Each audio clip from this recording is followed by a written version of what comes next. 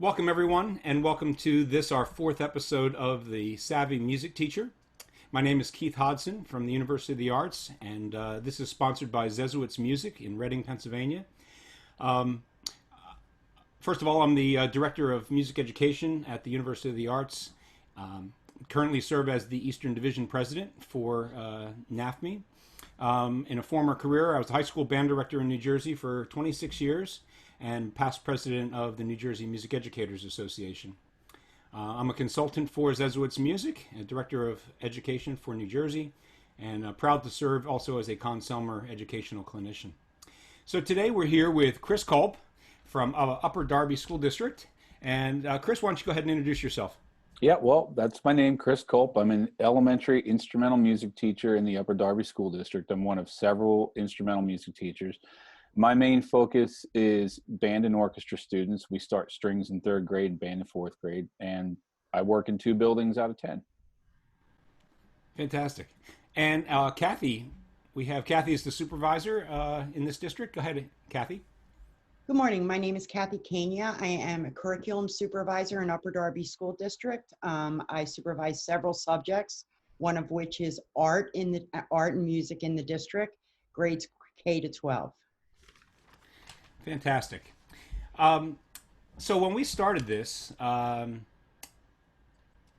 it was in the throes of COVID-19, and the reason we did this was to find out what music teachers were doing to engage their students and hopefully spread some of that inspiration to other people who were looking for ideas and so forth.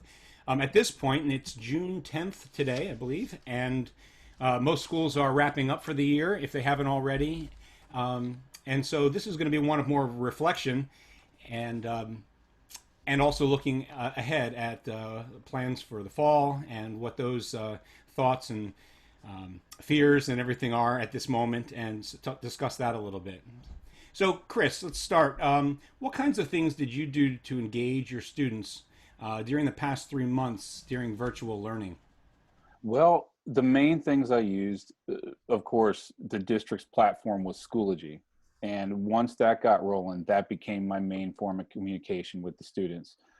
I used YouTube videos a lot with the highest privacy settings, using only unlisted videos. But of course, we had to make sure we had permission, which eventually we did get permission as long as we were using the highest privacy settings. And other than that, Google Meet was a really important thing because we use that to do more synchronistic lessons with the students. With Schoology, students had the opportunity to send us recordings and we could give notes on it. We could write back, either type a message or send an audio or video reply back to them and give them tips on how they could improve their performance. With Google Meet, they could actually sign up for lessons.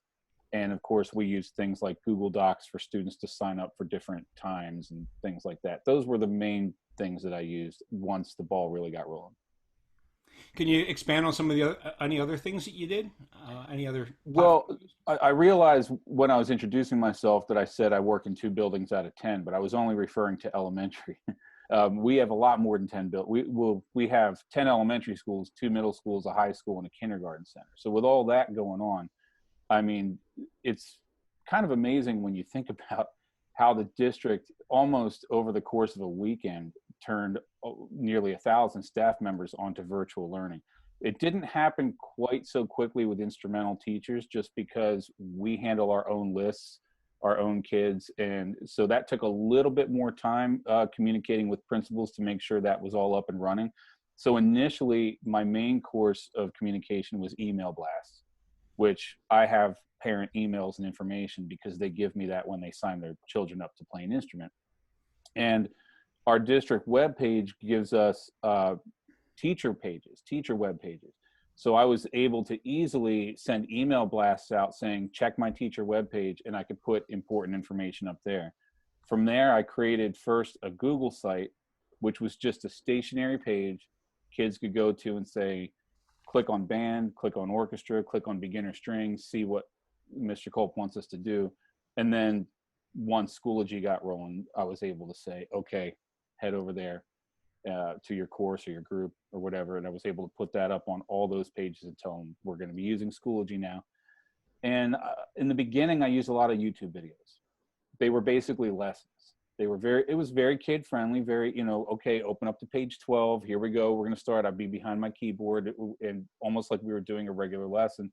And then as time went on, I'd say after about a month, maybe a month and a half or so, I didn't really need to keep creating so many videos anymore. It became more communication with students. Keith, if I could jump in here. I think Chris is being very humble. The district has Schoology as a learning management platform, but it was only being used by the high school for a few years. We decided on a Tuesday to give the students off on Friday the 13th and make that a professional development day, and then proceeded to roll out a learning management system to teachers K-8 that had never used it. So 6.5 hours of us trying to explain how to use it and then go forth and carry on is a lot. So Chris is talking about Schoology like he's used it for years, and he really had to learn that before he could do anything with his students.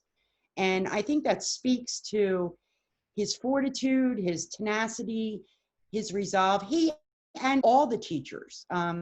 As you may well know, Upper Darby is the hallmark of Upper Darby is our arts programs, and the instrumental teachers were challenged in a way that no other teacher was. All teachers were challenged to learn how to use the platform and deliver instruction to the students, but the instrumental teachers, just to teach instrumental online is mind-blowing. And Chris and his fellow teachers really did it with grace, and I think they deserve a lot of credit for it. Well, thank you. Thanks for chiming in there. That's fantastic and impressive. Um, Chris, I think in our earlier conversation, you talked something about doing an intro video for parents. Did you do a video to parents? I started working on that this morning. I'm hoping to have that done by this afternoon and signed, sealed, and delivered. Oh, fantastic. Of course, the first thing I can do is send it to my third grade parents who are already on my list for strings. But I can also ask principals throughout the course of the summer if they might want to send it, Great. What did you probably mentioned it already, but what did you find was your most effective form of engagement with the kids? Well, the most effective form by far were the Google Meet lessons. Although coming second right behind that were the more asynchronistic communications where they sent me videos and I sent, notes back to them. Both of those worked well. But some of the students, once they did a Google Meet lesson, and some of them took a while as to whether or not they really could do it or wanted to do it. Because you have to remember, these are elementary kids. And depending on the situation, it could be a house with maybe one parent trying to work from home, at home with 3 or 4 kids all sharing one Chromebook. So it was hard to get some kids on board. And once they did a Google Meet lesson and they realized, oh, this is what's happening, this is what's going on. Some of them, I couldn't get them to stop signing up. Some of them were signing up several times a week. They would ask, can I have another lesson this week? And I did, and I know I'm not the only teacher in the district that did this. I do belts, like judo belts. Some music teachers around the country have done variations of this, like karate belts, judo belts, kind of like they would do in a karate or taekwondo school, judo school. And I did that from the beginning of the year as sort of a secondary way to motivate the students to practice their book assignments, to work on pedagogy. And you know how it usually goes with instrumental teachers. As time goes on, we start teaching more and more to the concert. And with the limited amount of time we have in a live face-to-face brick and mortar setting, we often just end up getting away from the pedagogy and spending all our time trying to learn the concert music, hoping that what we're teaching with the concert music will maybe take the place of these other steps. Sometimes it does, sometimes it doesn't. But I think a lot of us, once we realized we were going completely virtual, we fell back on those belt tests and said, I'm going to do this. We're going to focus on the book. And once students started getting the idea that, oh, I'm on green belt right now, so to do blue belt, I have to do this and this, they just started signing up for lessons. They really wanted to move forward. And I'd say the Google Meet lessons were by far the most effective. Yeah, two thoughts as you were talking. The one for me, I taught high school and now I teach college, and I'm just thinking about the excitement of elementary students. They, like you said, once they got on the Google Meet and realized, hey, this is what we're doing, and this is fun, and it's neat, interacting with our teacher this way. Um, I'm sure that it's got to be a lot of fun. It Probably is. even more so than with high school and college kids. So that's neat. Oh, what was the other thought I had? The focus on music literacy. Yeah, in this Yeah. time of COVID, I think so many people were jumping on some things like those virtual projects, virtual bands and virtual choirs, and it sounds like you focused on music literacy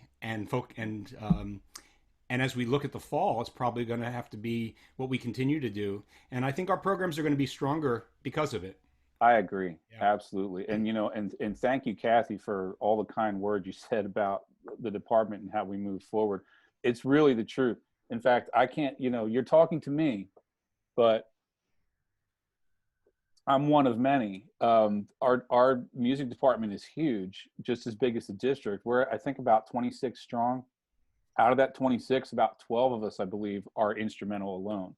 And well, I shouldn't say that. Some teach general music and instrumental, but we have about 12 teachers total teaching instrumental. How often do we really get to sit down as an instrumental department and discuss our concerns about where the students are going from 3rd grade to 12th grade? I mean, it doesn't happen very often. And getting all of this to work as smoothly as we were able to, a lot of it depended on our communications with each other. Me emailing other teachers and saying, hey, how did you guys get this to work? They were emailing me back and forth. We really pulled each other through. And then when it was all said and done, we came together for in-services at the end of the year. We all seemed to be on the same page as far as music literacy.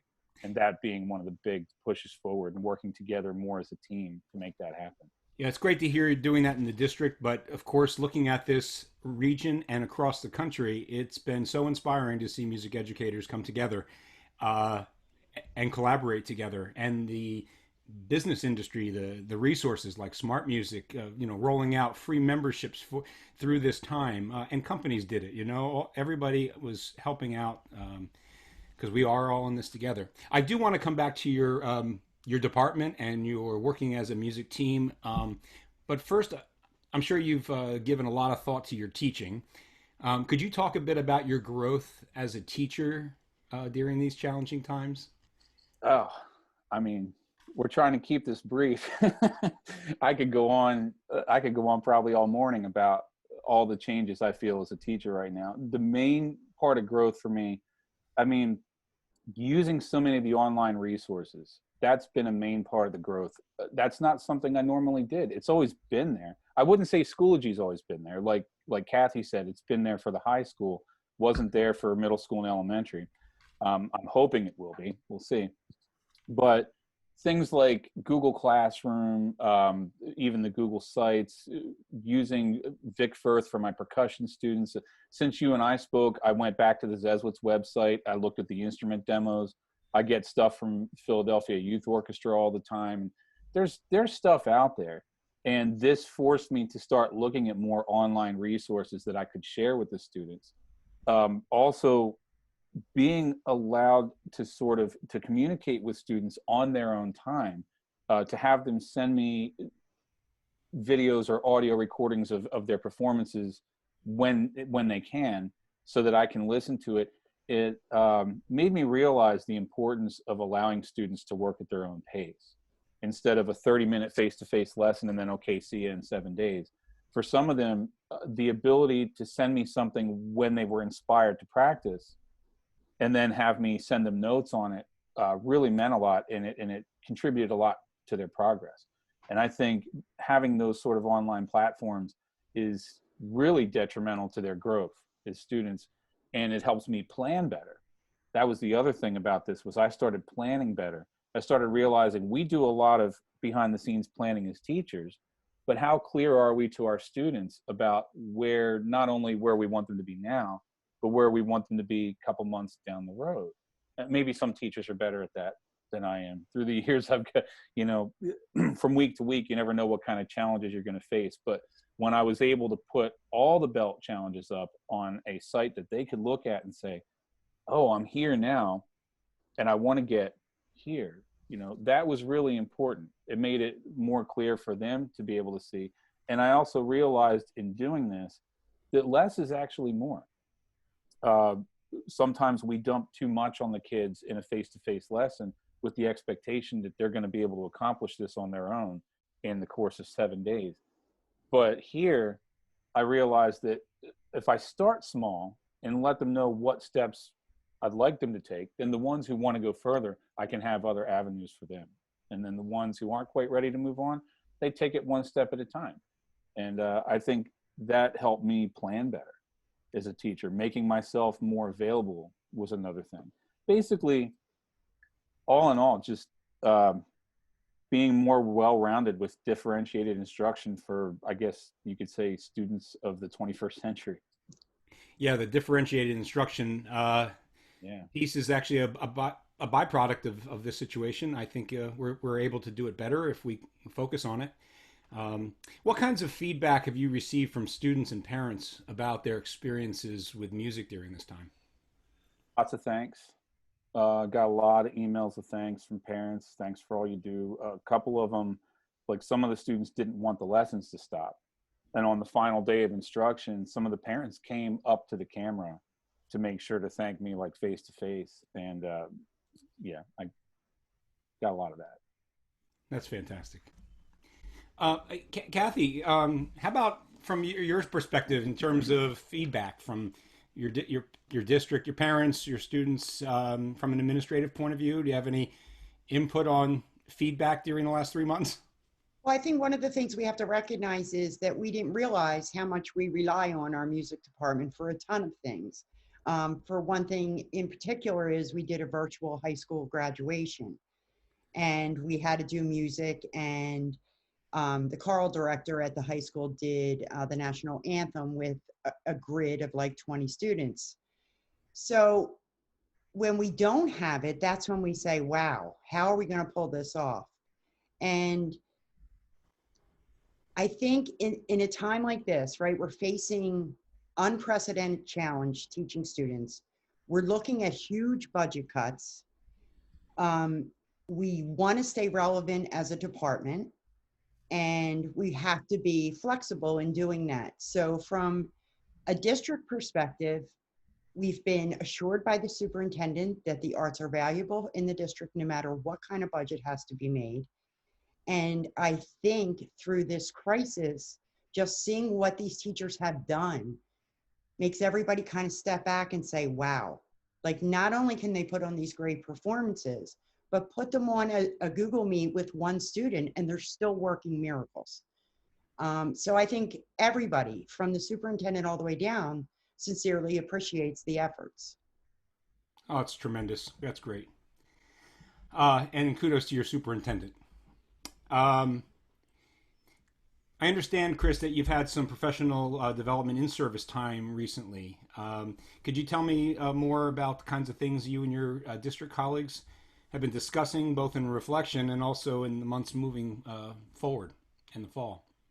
Mainly, we talked about two things. We talked about being more clear as a department, like I said, from 3 to 12, about how we're mapping out our, I'm going to call them targets or benchmarks, and communicating from level to level, like where we may want those students to be. I know from the elementary perspective, we did a lot of talking with middle school teachers about setting up a plan so that they can see where our expectations lie by, say, the end of 5th grade. So we can tell them, so this is where we want students by the end of 5th grade to be as far as their musicianship and what they should be able to do when they come to you in 6th grade. I mean, that's going to vary student by student, but you can lay out the targets and the benchmarks so that they can see where that is. And the other thing was recruitment. And right now we're doing our own thing because unfortunately, this is the time of year where if we were in the buildings, I would have been setting up, well, not now, but a couple weeks ago, like in end of May, beginning of June, I would have been having students come down, try out instruments, put down like what their favorites were in order, sort of things like that. We weren't able to do that. So it's going to, we're going to be pretty dependent on things like videos to the parents, online resources like we were talking about earlier. And we've really been doing our main recruitment in September. So we discussed a couple different options. None of them can be set in stone yet until we know exactly what's happening in September. But the main thing that came out of it, and I got to say, some of the most productive in-services I've been involved with in years, the main thing that came out of it was our desire to work more as a team, as a department, and be more solidified and unified. That's great. That's fantastic. As we wrap this up, I think my final question, I wanted to think about September, being September ready, and maybe what some of your thoughts are for your vision of the music classroom for the fall. I'm sure everything's unknown at the moment, right? And I'm sure you're planning for multiple scenarios. But just what, maybe you can give me some thoughts, and then maybe Cathy could give some thoughts as well on where the district is thinking. Well, the majority of my preparation is going to be improving the online platform, because as far as my classrooms go, I can't do much about that. Like my teaching spaces, I can't do much about that until I know for certain that we're going to go back in the building. So we can have some ideas down on paper to discuss with our principals if we know that we're going to be heading back. Plus, there's still studies coming out. We're still learning. We don't know about how with COVID, how it impacts performing with wind instruments, let alone I'm not a choral teacher, but that's part of the whole equation. Strings and percussion might be a little bit different, but you're still talking about social distancing. We just don't know. And we're not going to know until we get closer to September. All we can do is come up with a bunch of different scenarios that are possibilities, discuss them with our administrators as we get closer to that time, and see what happens. But my main thing is I'm going to push to improve the online platform more than anything. Yeah, I think if I have a message for anybody, it's talk to your administrators. Yeah. And the second thing you can do, as Bob Morrison has pointed out recently, talk to your administrators. And the third thing you can do is talk to your administrators. Yeah. Don't sit back and just wait for things to happen. Volunteer to be on a September Ready committee. Volunteer to do whatever you can do, but talk with your administrators about your ideas and how you can help. Cathy, how about from your perspective? So as you noted, we are looking at a couple different scenarios. Obviously, the best case would be life as normal, but we're pretty sure that's not going to happen. So the best case we can wish for is we have some kind of hybrid model where the students are in for part of the day or part of the week and home. And a really pleasant result of this whole COVID crisis is what Chris said about the team working together really solidly and having, shared expectations. But the other is how each of them have grown and been more accepting to flexibility, the online thing. And I don't think if we didn't have these 10 weeks online, Chris would be so calm saying, I don't know what's going to happen in September. But like now he knows he can roll with it and we'll figure it out as we get there. So I feel like we're prepared for anything. The best case would be to have students in front of these teachers, and it sounds like we might be leaning towards at least partially in front of them.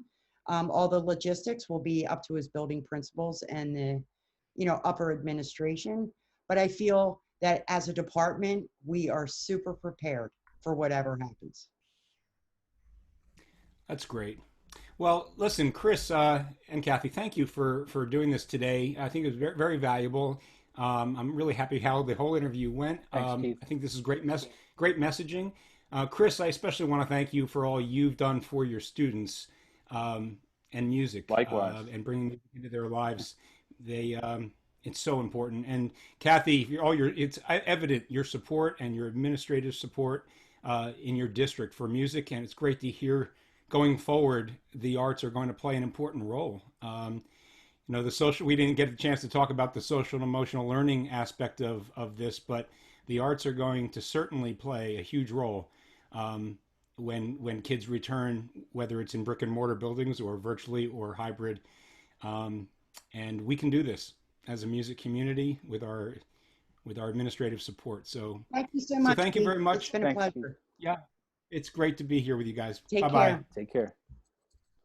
Take care.